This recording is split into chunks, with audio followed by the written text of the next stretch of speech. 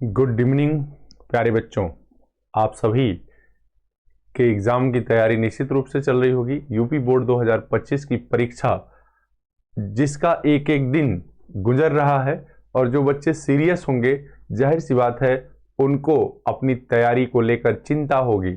उसी चिंता को मिटाने के लिए आप जुड़िए exam time with Akhilesh sir channel से, और प्रत्येक प्रश्न पत्र के 20 क्वेश्चन का जो सॉल्यूशन मैं लेकर आ रहा हूं, वो सारे क्वेश्चन आपको निश्चित तौर पे एग्जाम में मिलेंगे। और यही 20 क्वेश्चन जब आप सही कर लेंगे तो आपका कॉन्फिडेंस बहुत ऊपर चला जाएगा। तो निश्चित रूप से आप जुड़िए exam time with Akhilesh sir channel से, और केवल लाइक करिए, सब्सक्राइब करिए और मेरे साथ अपने 20 क्वेश्चन के आंसर को सुनिश्चित करिए। देखिए, सामाजिक विज्ञान के भूगोल का पार्ट चल रहा है। किसका? भूगोल का। इतिहास आपका समाप्त हो गया है और भूगोल में भी देखिए, ये जान जाइए, कुछ बच्चे नहीं तो कंफ्यूज होंगे कि सर क्या बता रहे हैं। देखिए, भूगोल जान जाइए, भूगोल में है कौन सा? दूसरा चैप्टर। भूगोल में दूसरा चैप्टर जिसका वन एवं वन्य जीव है। वन एवं, जिसका नाम क्या है? वन एवं वन्य जीव। ठीक है, वन एवं वन्य जीव, यही नाम है इस चैप्टर के आपका। तो इसके जो भी क्वेश्चन आपके एग्जाम में बनने हैं, वन्य जीव संसाधन पूरा नाम है, वन एवं वन्य जीव संसाधन। हाँ, ठीक है।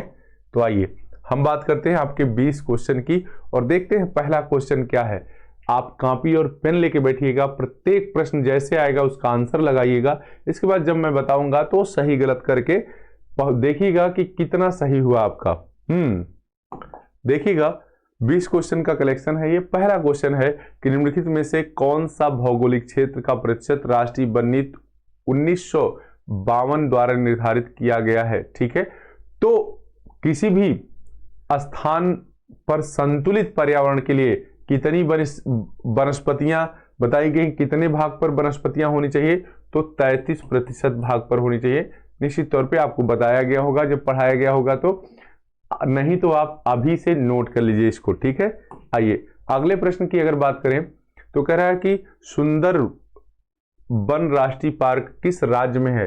तो आपको बताया गया है कि सुंदर वन जो है वो राष्ट्रीय पार्क जो है सुंदर वन का जो डेल्टा है वहां पर है, और सुंदर वन का डेल्टा गंगा और ब्रह्मपुत्र के नदियों के द्वारा पश्चिम बंगाल में बना है। कहां? पश्चिम बंगाल के निचले हिस्से में। तो निश्चित तौर पे कहां हो जाएगा? पश्चिम बंगाल में हो जाएगा। ठीक है ना जी। यहाँ सुंदरी नाम के वृक्ष पाए जाते हैं। कौन से? सुंदरी नाम के वृक्ष। बात को बड़े ध्यान से सुनिएगा। ठीक है, आगे है कि निम्नलिखित में से किस राज्य में अस्थायी जंगलों के तहत सबसे बड़ा क्षेत्र पाया जाता है? मतलब सबसे ज्यादा वन किस राज्य में पाए जाते हैं, इसका ये मतलब है। तो जम्मू कश्मीर में, उत्तराखंड में, मध्य प्रदेश में, महाराष्ट्र में। तो आपको ये भी बताया गया है कि सबसे अधिक वन कहां पाए जाते हैं? मध्य प्रदेश में पाए जाते हैं। आज भी हैं सबसे अधिक क्षेत्रफल पर मध्य प्रदेश में जंगल है। ठीक है जी। आगे, निम्नलिखित में से कौन भारत के वनों और वन्य जीव संसाधनों के प्रबंधन का प्रभारी है? तो वनों के प्रबंधन का प्रभार किसको सौंपा गया है? क्या वन विश्व वन्य जीव फाउंडेशन को नहीं, भारतीय भूवैज्ञानिक सर्वेक्षण को नहीं, वन विभाग को। किसको? वन विभाग को। इसीलिए इसका नाम ही वन विभाग रखा गया है। वनों के संरक्षण और वन्य जीवों के संरक्षण का दारोमदार जिम्मेदारी किसके ऊपर है? वन विभाग के ऊपर है। आगे देखिएगा, कह रहा है कि निम्नलिखित में से किस वर्ष में बाघ परियोजना शुरू की गई थी? तो बाघ परियोजना आपको एकदम पढ़ाया गया है, आप ध्यान दीजिएगा। कब? ये 1973 में शुरू की गई थी बाघ परियोजना। बाघों के संरक्षण के लिए यह परियोजना शुरू की गई थी। कब? 1973 में।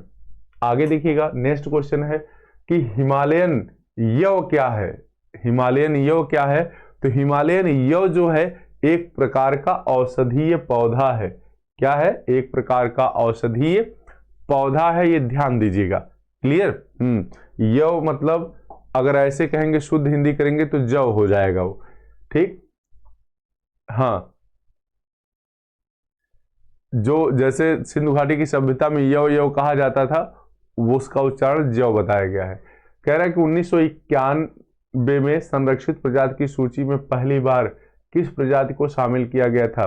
ठीक है, 1991 में संरक्षित प्रजातियों की सूची में पहली बार किस प्रजाति को शामिल किया गया था, तो पौधों की प्रजातियों को शामिल किया गया था। आंसर लगा लिया करिएगा, और ऐसे रिवीजन जो आप अकेले नहीं पढ़ सकते, ऊब जाते हैं, मेरे साथ आप रहेंगे तो हर चीज की समझ आप में विकसित होगी और वो चीज आपको नहीं भूलेगी। ठीक है, आगे देखिएगा, अगला प्रश्न है कि वन और बंजर भूमि जो सरकार, व्यक्तियों और समुदायों के स्वामित्व में होते हैं उन्हें क्या कहते हैं। ठीक, वन और बंजर भूमि जो सरकार व्यक्तियों और समुदायों के स्वामित्व में होते हैं उन्हें क्या कहते हैं। पवित्र पेड़ों के झुरमुट कहते हैं, संरक्षित वन कहते हैं, आरक्षित वन कहते हैं, अवर्गीकृत वन कहते हैं। उसको क्या कहते हैं, अवर्गीकृत वन कहते हैं। आप इसका आंसर क्या लगाएंगे, अवर्गीकृत वन कहते हैं। मतलब जो व्यक्तिगत संरक्षण में होते हैं उसे अवर्गीकृत कहते हैं, उसका बंटवारा नहीं किया गया है।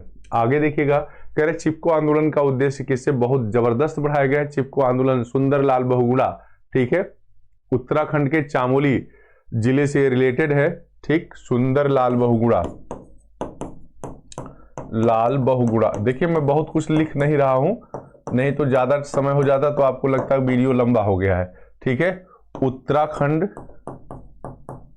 क्योंकि अभी आप में धैर्य थोड़ा कम है, चामोली जिला, ये पेड़ों को बचाने के लिए पेड़ों से लिपट जाती थी। वन संरक्षण इसका मुख्य उद्देश्य है। क्या, वन संरक्षण। आगे देखिएगा कि सरिस्का वन्य जीव अभयारण्य किस राज्य में। सरिस्का जो है राजस्थान में है, आपको बताया गया, पढ़ाया गया, और आप जहां के हैं अगर वहां नहीं बताया पढ़ाया गया है तो आप जान लीजिएगा सरिस्का जो वन्य जीव अभयारण्य है कहाँ है, राजस्थान में है। आगे देखिएगा कि बीज बचाओ आंदोलन क्या था। बीज बचाओ आंदोलन, क्या रासायनिक खादों से अधिक उत्पादन, टिहरी के किसानों द्वारा बिना रासायनिक खाद के फसलों का उत्पादन, या हरित क्रांति, या पेड़ों को उगाना। जल्दी से आप लगाइएगा, देखिएगा इसका आंसर क्या सही होता है। ठीक, तो इसका आंसर आप जान रहे होंगे, क्या टिहरी के किसानों के द्वारा बिना रासायनिक खादों के फसलों का उगाना ही क्या करता है, बीज बचाओ आंदोलन था। ठीक,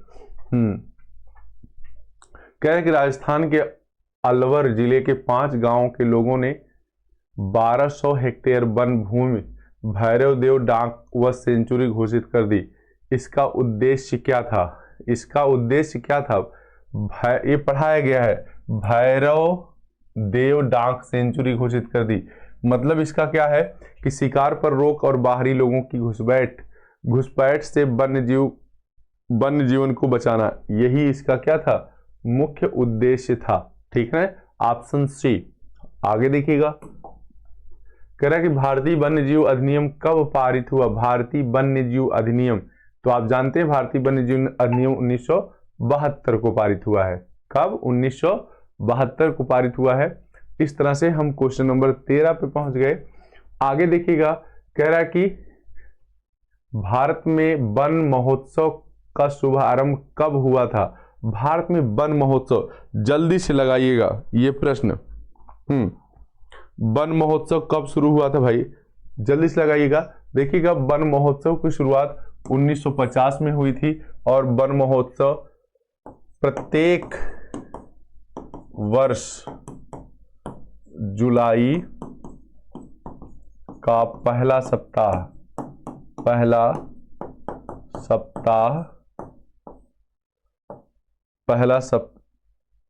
ऐसे लिखिए, पहले सप्ताह में मनाया जाता है, मनाया जाता है।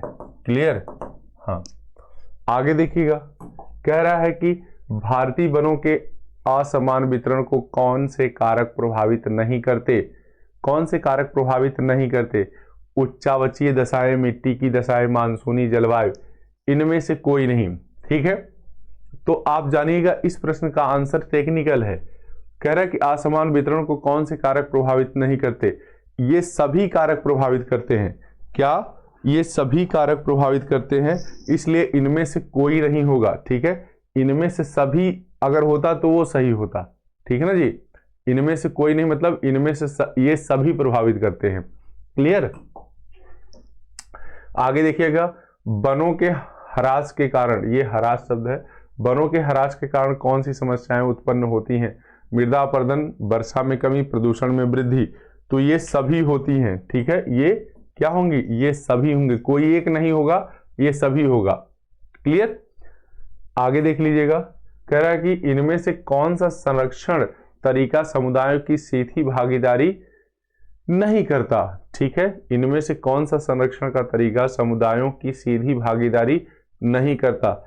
संयुक्त वन प्रबंधन, चिपको आंदोलन, बीज बचाओ आंदोलन, वन्य पशु विहार परिसीमन। ये क्या है? समुदायों की सीधी भागीदारी नहीं, ये सरकार करती है। कौन करता है? ये सरकार करती है, ये व्यक्तिगत कोई नहीं करता है। आगे देखिए, निम्नलिखित में से किस राज्य में बांधवगढ़ राष्ट्रीय उद्यान है? बांधवगढ़ राष्ट्रीय उद्यान जो है वो कहाँ है? एमपी में है।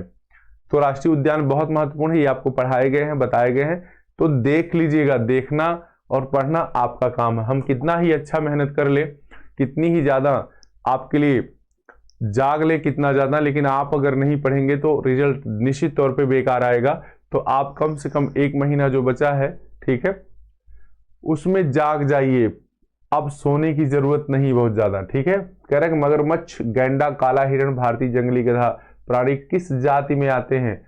तो ये कहते हैं इनको संकटग्रस्त जाति है। ये कैसी जातियां हैं? संकटग्रस्त जातियां हैं। आगे देखिएगा, निम्नलिखित को सुमेलित करते हुए सही विकल्प चुनिए। ठीक, तो जल्दी से मिलाइए। तो आप इसमें जानते हैं अभी बांधवगढ़ आया था, बांधवगढ़ से आप मध्य प्रदेश को मिला दीजिए। ठीक है, मानस को असम से मिला दीजिए और कार्बेट को उत्तराखंड से मिला दीजिए, कैमूर को बिहार से मिला दीजिए। मतलब ए में 2 है यानी सी, बी में 4 है यानी डी, सी में 1 है यानी कौन सा ऑप्शन सही है? सी ऑप्शन आपका सही है। ठीक ना जी, तो इस तरह से आपके 20 क्वेश्चन जो है वो क्लियर हो गए।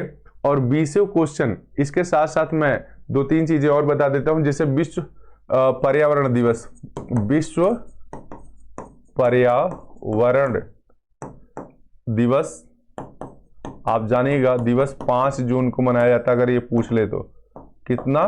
5 जून को मनाया जाता है। ठीक है, ग्रीन इंडिया मिशन, ठीक है, हाँ, ग्रीन इंडिया मिशन भी दिया है। तो ग्रीन इंडिया मिशन कब आया है? तो जान लीजिएगा 2014 में। 2014 में ग्रीन इंडिया मिशन, GIM। ठीक है, इसके बाद वन्य जीव अधिनियम अगर पूछ दे, वन्य जीव अधिनियम अगर पूछ दे तो ये जान लीजिएगा 1980 में आया है। कब आया है? 1980 में आया है। और पर्यावरण नीति अगर पूछ दे,